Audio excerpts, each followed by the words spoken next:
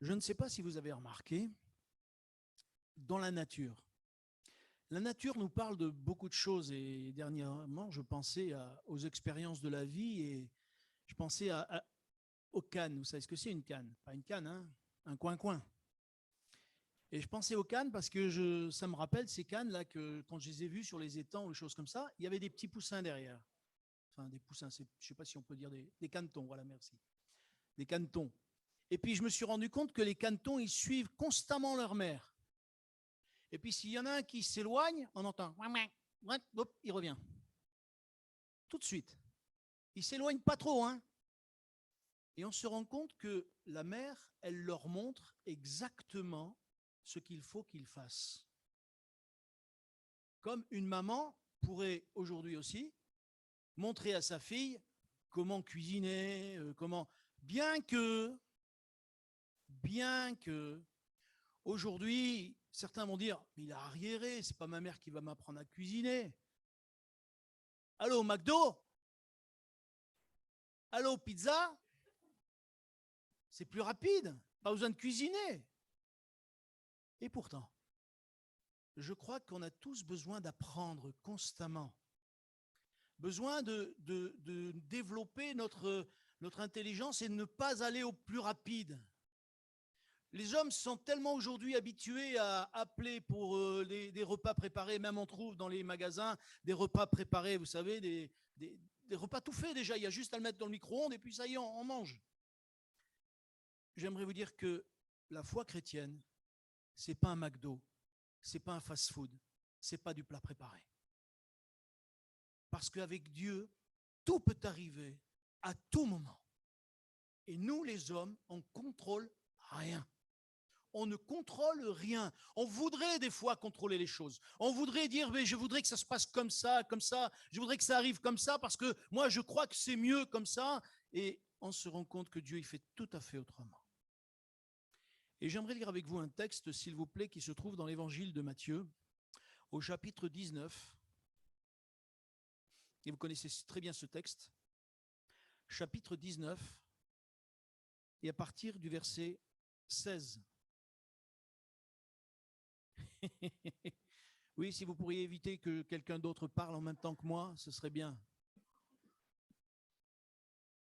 19, verset 16, chapitre 19, évangile de Matthieu, verset 16, il est écrit, « Et voici, un homme s'approcha et dit à Jésus, « Maître, que dois-je faire de bon pour avoir la vie éternelle ?» Il lui répondit, « Pourquoi m'interroges-tu sur ce qui est bon? Un seul est le bon. Si tu veux entrer dans la vie, observe les commandements. Lesquels, lui dit-il? Et Jésus lui répondit, tu ne tueras point, tu ne commettras point d'adultère, tu ne déroberas point, tu ne diras pas de faux témoignages, honore ton père et ta mère, et tu aimeras ton prochain comme toi-même. Le jeune homme lui dit, j'ai observé toutes ces choses, que me manque-t-il encore? Jésus lui dit, si tu veux être parfait, va vends tout ce que tu possèdes, donne-le aux pauvres et tu auras un trésor dans le ciel, puis viens et suis-moi. Après avoir entendu ces paroles, le jeune homme s'en alla tout triste, car il avait de grands biens. Amen. Il y a une chose qui peut nous interpeller. Enfin, je ne sais pas vous, mais moi, ça m'interpelle.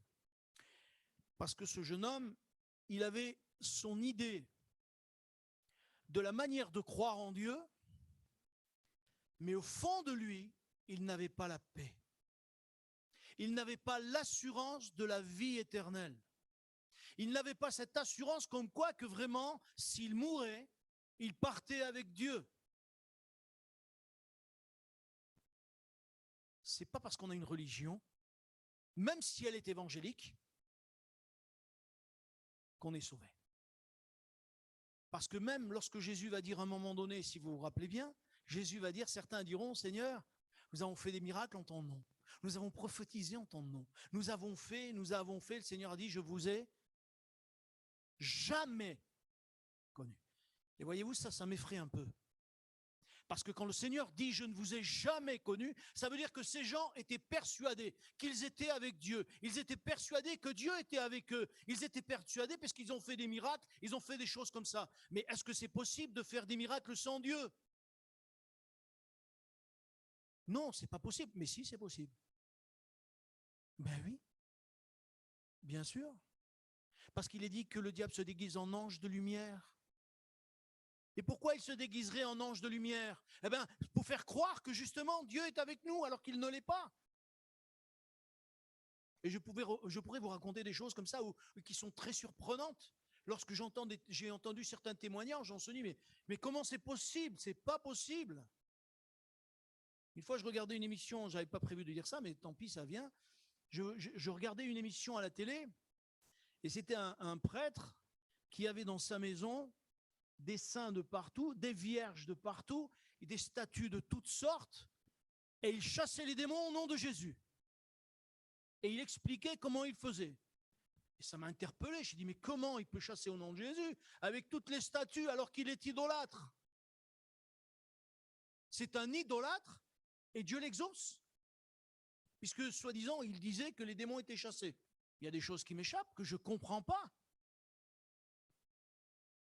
Mais un idolâtre, Dieu peut peut-être exaucer pour la personne qui est là et qui a besoin d'être délivrée, parce que Dieu est Dieu, il fait comme il veut. Mais que va-t-il arriver à cet homme qui va dire, mais Seigneur, j'ai fait des miracles en ton nom? Que va dire le Seigneur? Et voyez, cet homme, ce jeune homme-là qui est là, et qui lui manque quand même quelque chose, et Jésus, je ne sais pas si vous avez remarqué, quand il va dire, mais je fais tous les commandements. Et lesquels il va dire? Et Jésus va lui énumérer, vous avez lu combien de commandements il va lui énumérer? 6. Mais il y en a un qui est le principal, et Jésus le dira un peu plus tard, et celui-là, il ne l'énumère pas. Est-ce que vous savez lequel que c'est? Avez-vous réfléchi à quel commandement le Seigneur Jésus n'a pas dit à ce jeune homme? Pourtant, c'est le premier des commandements. Pardon? Non, pas l'adorer, l'aimer. Tu aimeras ton Dieu de tout ton cœur, de toute ton âme, de toute ta force, de toute ta pensée. C'est le commandement que Jésus ne lui a pas cité. Il a dit, tu ne tueras point, tu ne feras pas adultère, tu honoreras ton père et ta mère. Et le premier commandement, Jésus ne le cite pas. Pourquoi? Parce que le Seigneur Jésus veut amener ce jeune homme à une réflexion.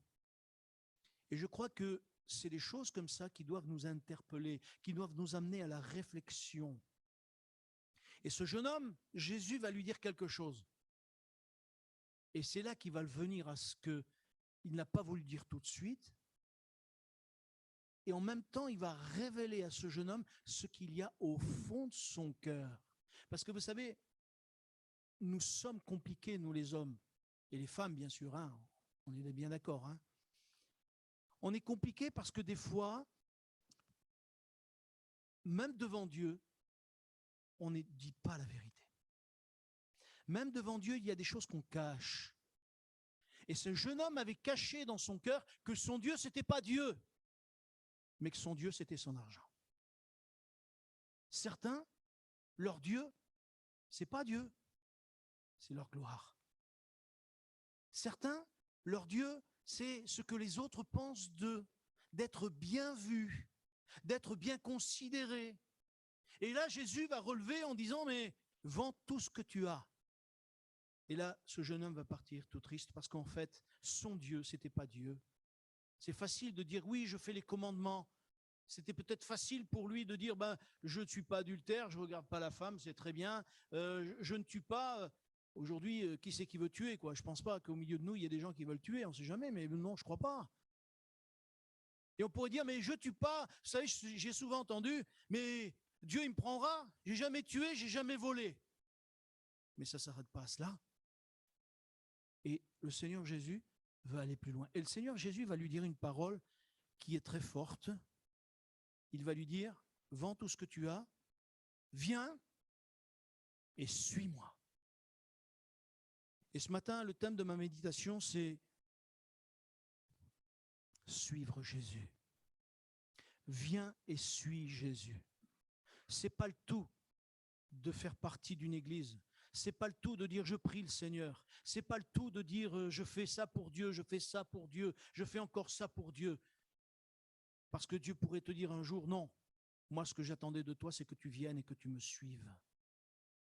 Et suivre Jésus, vous savez, ça a une valeur et on va le voir tout de suite. Ça a vraiment un sens. Ça veut dire quelque chose, suivre Jésus. Pour cet homme, lui, ça voulait peut-être rien dire. Il voulait seulement avoir la certitude de la vie éternelle. Mais vous savez, quand on suit Jésus, on a cette certitude.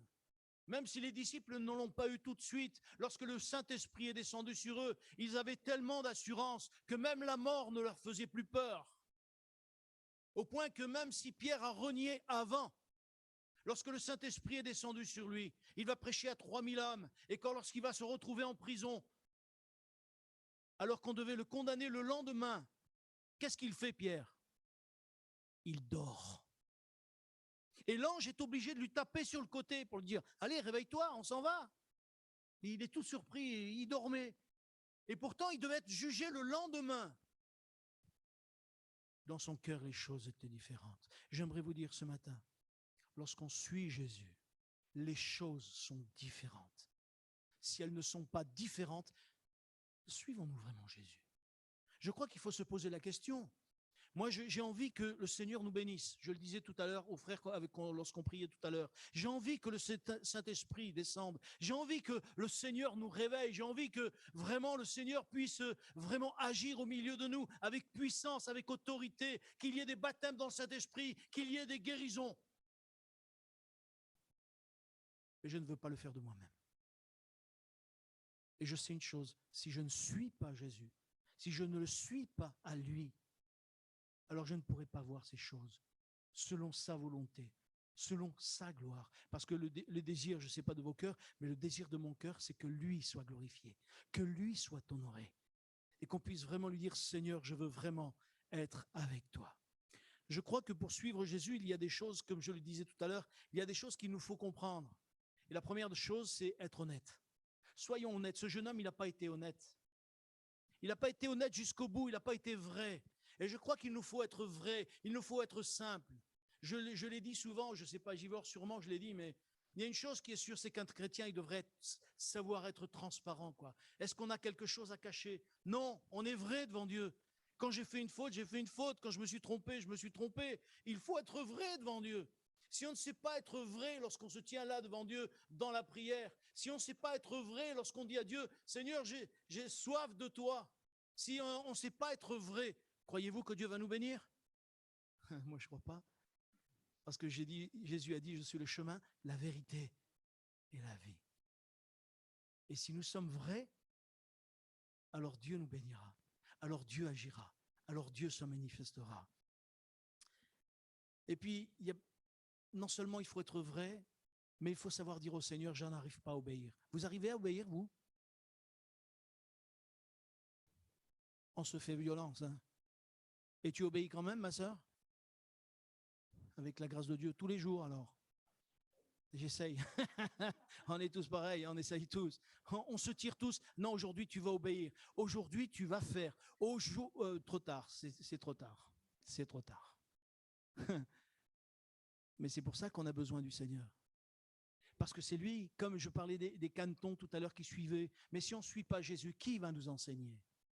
C'est parce que les disciples ont suivi Jésus, c'est parce que les disciples ont été derrière Jésus, constamment derrière lui, qu'ils ont vu faire, qu'ils ont été enseignés de sa part. Ils étaient tout surpris qu'il aille vers une femme cananéenne à un puits. Ils étaient tout surpris. Ils sont surpris de l'avoir discuté avec une femme. En plus, non, une Samaritaine, pardon. En plus, personne ne me reprend, comme disait Christian. Là, c'est la journée. Une Samaritaine, il est en train de discuter avec elle. Ils sont surpris, mais ils n'osent rien dire. Mais heureusement que Jésus ne s'arrête pas à ce que les disciples pensent. Et ça a dû leur ouvrir l'esprit. Lorsque le Saint-Esprit est descendu sur eux, vraiment leur cœur a dû être changé. Si nous voulons être changés, si nous voulons être transformés, il nous faut suivre Jésus. Mais ne pas le suivre de loin. J'aimerais lire avec vous un texte, s'il vous plaît, dans le Deutéronome. Parce que, je le disais là, suivre Jésus de loin, ça ne nous amène que des problèmes et des difficultés. Israël a connu ça lorsque, vous savez, ils sont sortis du pays d'Égypte. Ils avaient avec eux toutes sortes de personnes qui sont sorties et qui ont marché avec eux. Et toutes ces personnes qui ne connaissaient pas Dieu, peut-être elles ont connu Dieu, Mais il y a quelque chose qui m'a frappé dans ce texte, chapitre 25 du Deutéronome, et au verset 18. J'espère que je ne me suis pas trompé de référence.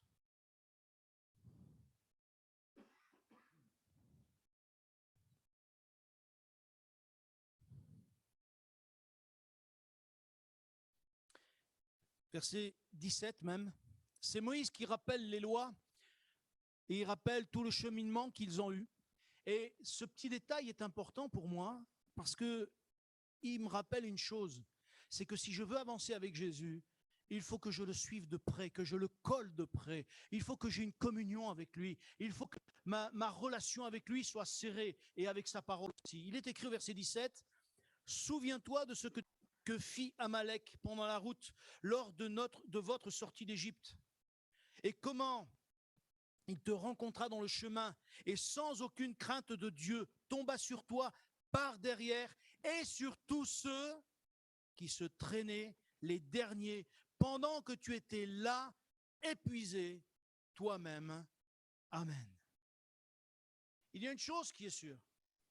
Si on ne suit pas Jésus de près, si on reste derrière en disant « Oh, je suis fatigué. Oh, je suis découragé. Oh, le Seigneur ne me bénit plus. Oh,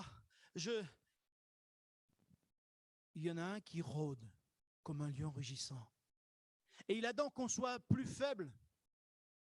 Et j'aimerais dire à quelqu'un ce matin, parce que c'est la pensée que j'ai eue tout à l'heure que je n'ai pas voulu apporter, de t'inquiéter ne servirait de rien. Tu t'inquiètes, mais ce qu'il faut que tu t'inquiètes, c'est de t'approcher de Jésus. Parce que si tu t'approches de lui, il va enlever tes inquiétudes. Il va enlever tes doutes. Il va enlever tout ce qui aujourd'hui fait que tu as du mal à avancer avec lui. Enlève tes inquiétudes. Fais-lui confiance. Fais-lui confiance. Ce peuple qui est resté à la traîne, et je reviens sur mon message, ce peuple qui est resté à la traîne, ils se sont fait avoir, ils se sont fait piéger. Je ne sais pas combien qui étaient à la traîne, je ne sais pas combien qui sont morts, mais en tout cas, il y a eu des résultats néfastes.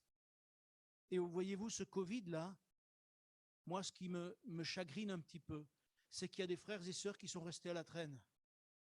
Et j'espère qu'ils vont revenir. J'espère qu'ils vont raccrocher les wagons. J'espère qu'ils vont reprendre la marche avec le Seigneur. Parce que le problème, il est, lorsqu'on reste à la traîne, il y en a un qui justement attend qu'une chose, c'est qu'on se relâche. Et qu'on dise non, je suis découragé, j'en peux plus, j'ai plus envie d'y aller, j'ai plus envie de prier, j'ai plus envie de lire la parole, j'ai plus envie. Eh bien ça, voyez-vous, c'est ce que le diable attend pour nous décourager et encore nous perdre. Et l'exemple d'Israël pour moi est important parce que je me dis, Seigneur, aide-moi. Parce qu'il essaiera de me séduire, le diable. Il essaiera de me lasser. Il essaiera de me décourager. Il essaiera de me faire douter. Mais qui est avec nous? Emmanuel est avec nous. Dieu est avec nous. Et parce que Dieu est avec nous, c'est à nous à rester fermes. C'est à nous à dire non, Seigneur, même si j'ai du mal, même si je suis découragé, je vais continuer, je vais persévérer, je vais aller de l'avant parce que je veux suivre Jésus. Je veux le suivre pas à pas. Je veux marcher avec lui. Et vous savez, le seul moyen, vraiment, de nous approcher et d'être tout près de Jésus, c'est la parole. Parce qu'il y a des moments dans notre vie où nous n'avons plus la force de prier. Nous n'avons plus la force d'exprimer à Dieu même des mots. Je ne sais pas si ça vous est arrivé, mais ça m'est arrivé à moi. Où devant Dieu, chaque fois que j'ouvrais la bouche, je pleurais. Je pleurais. Et je disais, Seigneur, j'arrive pas à te prier, quoi. Je pleure. J'ai dit, mais ça fait rien. Je m'attache à la parole. Il est si facile d'être déstabilisé. Vous voyez cet homme-là, je parlais de ce jeune homme qui s'est approché du Seigneur, il a été vite déstabilisé. Vite, il a vite reculé. Jésus lui dit, viens et suis-moi, il recule. Mais vous avez remarqué, il s'en va, tout triste. Ce matin, le Seigneur veut te donner la joie que tu n'as plus. Le Seigneur veut renouveler tes forces. Le Seigneur veut te dire, moi je vais te donner la joie, celle qui vient du ciel. Et celle-là, vous savez, elle demeure dans nos cœurs. Si on sait nous approcher de lui, si on sait dire au Seigneur, Seigneur, je veux te suivre, pas à pas, je veux marcher avec toi. Je crois que nous devons réaliser que Jésus a vraiment des choses extraordinaires pour nous, parce que si on le suit, on va voir toute la gloire de Dieu. Ça ne veut pas dire qu'on n'aura pas des problèmes, hein, ce n'est pas ça que je suis en train de vous dire. Ça veut dire que quels que soient nos problèmes et nos difficultés, il sera avec nous. Vous savez, il y a des gens qui n'ont pas voulu suivre Jésus. Ils étaient quand même 70. Vous vous rappelez de l'évangile de Jean, où ils étaient 70? J'aimerais lire avec vous, dans l'évangile de Jean, chapitre 6. Ils étaient 70 avec Jésus, et Jésus va dire simplement cette parole que celui qui ne le mange pas et celui qui ne boit pas son sang, il ne vivra pas. Et une chose est sûre, c'est que ces gens ont été choqués. Choqués parce que, comme je le disais tout à l'heure, Dieu n'agit pas comme nous on le pense. Dieu n'agit pas comme nous on le voudrait. Dieu n'agit pas selon notre propre intelligence, parce qu'il le dira lui-même souvent, ses pensées sont au-dessus des nôtres et ses voies sont au-dessus des nôtres. Et d'autant plus, on a besoin de le suivre. Et Pierre l'a très bien exprimé, parce que alors que tous ces gens sont partis de 70, ils se sont retrouvés que 12. Et qu'est-ce que va dire Jésus? Vous voulez pas partir, vous aussi? Vous voulez pas partir, vous aussi? Allez-y, partez. Vous savez, le Seigneur ne retient personne. Et il va y avoir cette parole au verset 66, 6,66. Il est écrit, oui, 666, oui, 6,66, oui.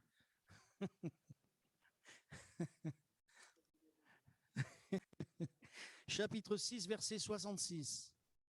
Il est écrit, dès ce moment, plusieurs de ses disciples se retirèrent et ils n'allèrent plus avec lui. Jésus donc dit aux 12, et vous, ne voulez-vous pas aussi vous en aller? Et moi j'aime la réponse de Pierre, qui donne la raison pour laquelle il est essentiel que l'on puisse suivre Jésus. Il est écrit, Simon-Pierre lui répondit, Seigneur, à qui irions-nous donc?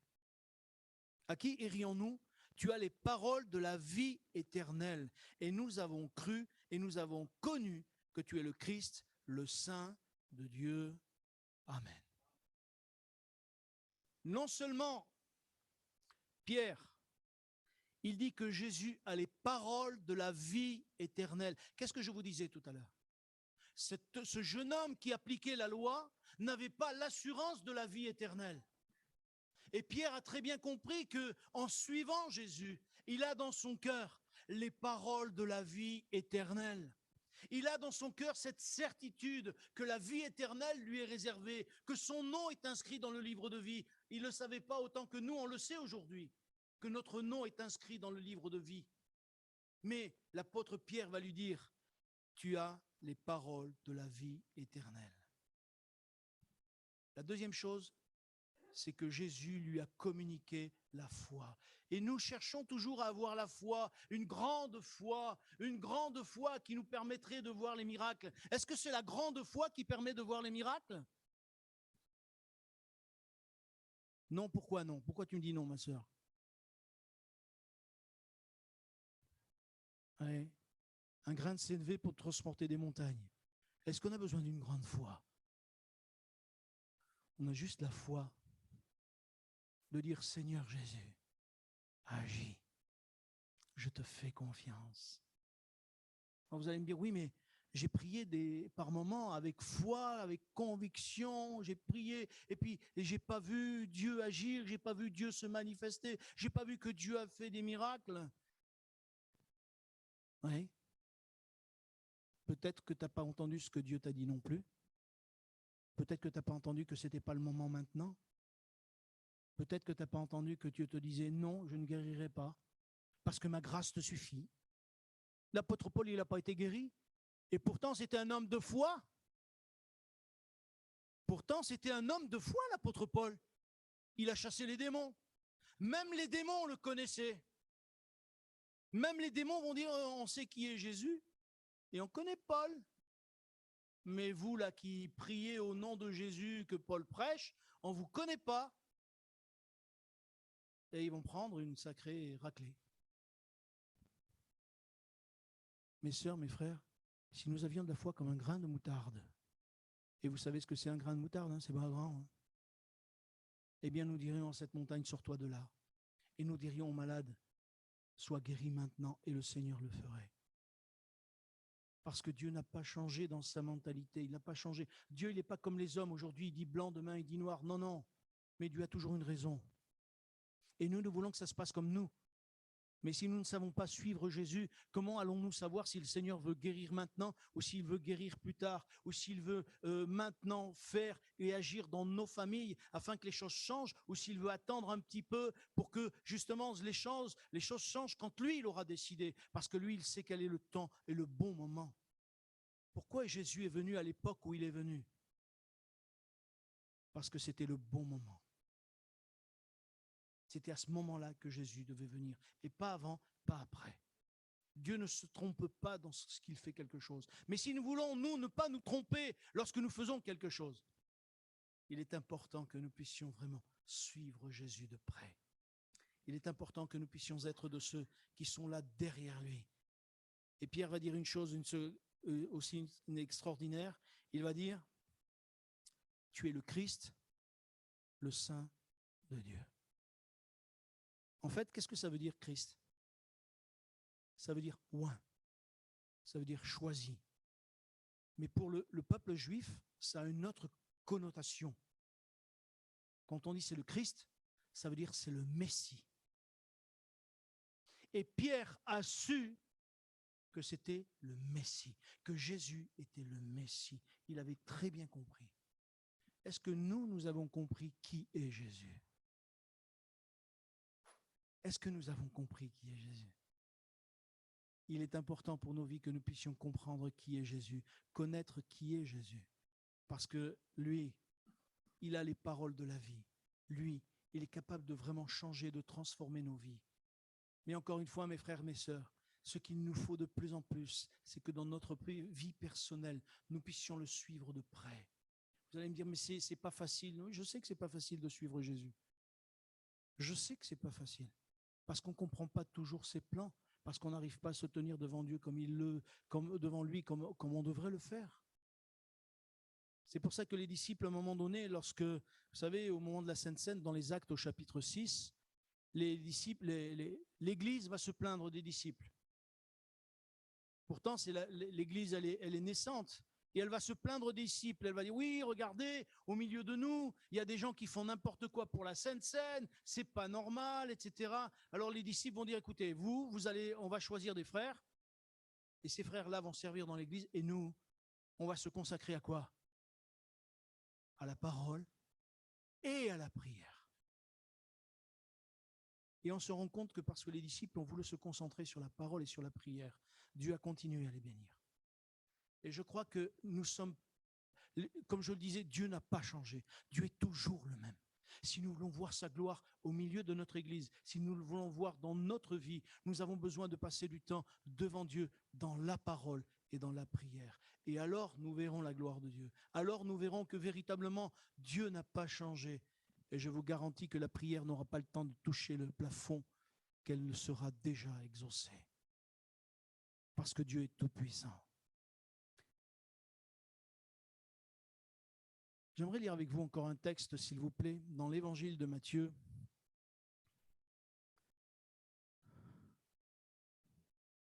Non, l'évangile de Luc, pardon. L'évangile de Luc, au chapitre 13.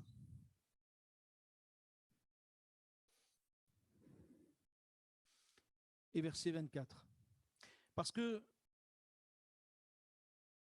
des fois, on a l'impression que lorsqu'on prêche, les choses sont plus faciles. Non, pas du tout. Ce n'est pas parce qu'on est prédicateur que les choses sont plus faciles. Oui, mon frère, c'est vrai. Au contraire. Mais lorsque on entend les prédicateurs, on dirait que ça vient tout seul. Mais non, ce n'est pas ça du tout. Il nous faut encore beaucoup plus être vigilants parce que le diable essaiera de nous piéger encore beaucoup plus. Au chapitre 13 et au verset 24, s'il vous plaît.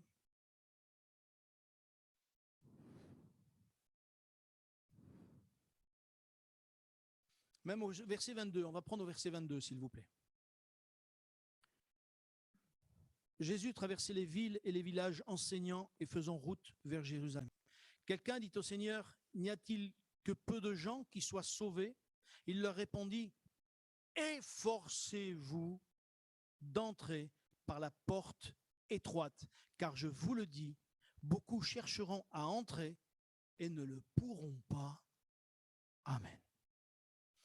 On se rend compte que pour suivre Jésus, pour avoir cette certitude de la vie éternelle, on l'a lu, Jésus va dire, efforcez-vous. Et bien souvent dans la parole de Dieu, il nous est parlé de nous efforcer de faire, nous efforcer de nous approcher de Dieu, de nous efforcer. Si on s'efforce, ça veut dire qu'on est obligé, nous, de se mettre en action, on est obligé d'agir, on est obligé de vraiment faire quelque chose. Si on reste assis sur une chaise et qu'on est là en attendant que ça se passe, ben il ne se passera rien. Parce que Dieu va attendre de nous, parce que, vous savez, il y a un prix à payer lorsqu'on veut suivre Jésus.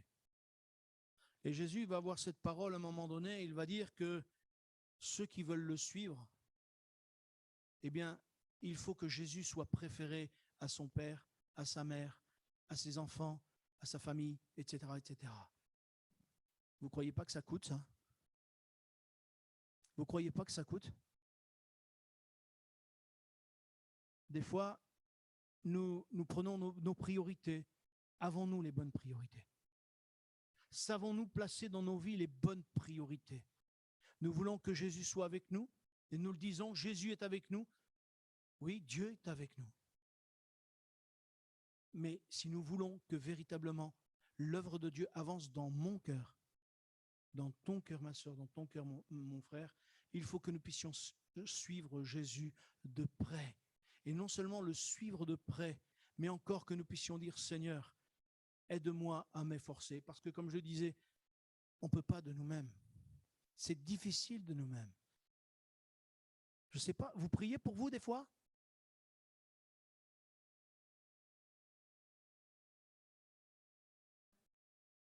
Et pourtant, il faut prier pour vous.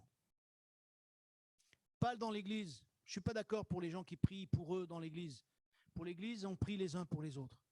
Mais à la maison, on a le droit de placer aussi nos prières pour nous, pour que Dieu nous aide à grandir, pour que Dieu nous aide à être baptisés dans le Saint-Esprit, pour que Dieu nous aide à aller plus loin, pour que Dieu nous aide à rester fidèles, pour que Dieu nous aide justement à mieux le connaître.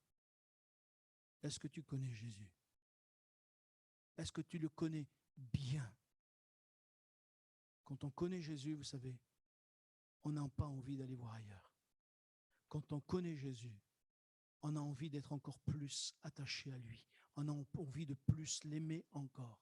Et ce matin, j'aurais voulu et j'aimerais que chacun d'entre nous, nous puissions dire, Seigneur, aide-moi à mieux te suivre. Aide-moi à être plus près de toi. Aide-moi à marcher comme tu le veux, afin que le jour où tu reviennes, tu puisses me dire, rentre bon et fidèle serviteur dans la joie de ton maître. Un dernier verset, je conclurai avec ça. L'évangile de Jean au chapitre 8.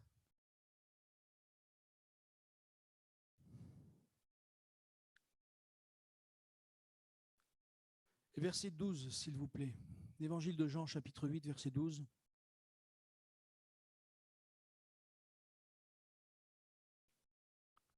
Il est écrit, c'est Jésus qui parle, il dit, Jésus leur parla de nouveau et dit, je suis la lumière du monde.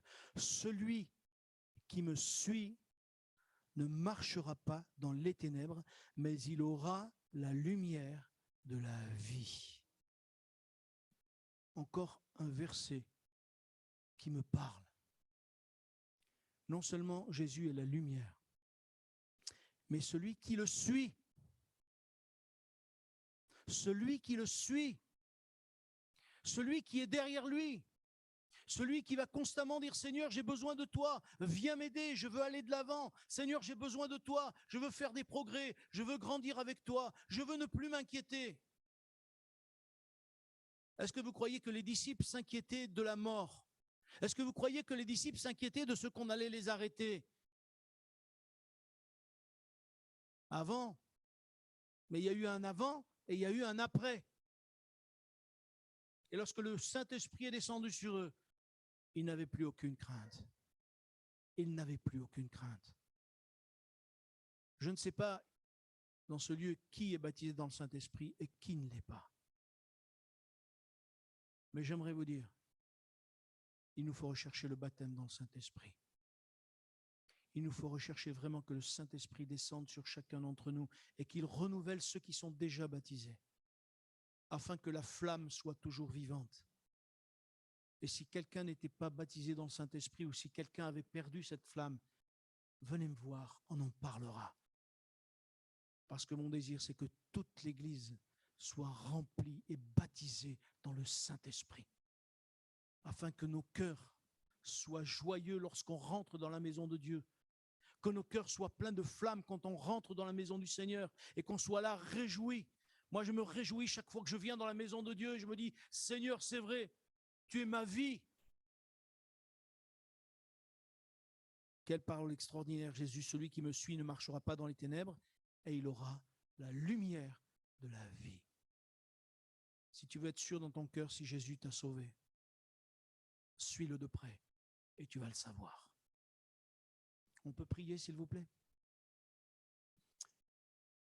Seigneur, je veux te bénir et te remercier parce que tu es un Dieu fidèle qui nous aime. Tu es ce Dieu qui veut que chaque jour nous puissions marcher avec toi et pour toi. Tu veux que nous puissions te suivre de tout près. Seigneur, nous sommes si infidèles, si incapables de pouvoir marcher comme tu le veux. Alors Seigneur, viens bénir ton peuple, s'il te plaît. Viens faire du bien à chacun. Viens nous aider à faire des progrès, afin que véritablement, Seigneur, tu puisses nous montrer ta gloire. C'est là ton désir profond. Viens nous aider à ce que réellement, Seigneur, nous ne puissions pas nous inquiéter du lendemain et que réellement, Seigneur, nous appuyons sur toi, nous appuyons sur tes promesses, nous puissions aller de l'avant. Seigneur, je te le demande pour ton peuple dans le nom de Jésus et je te dis merci. Amen. Amen.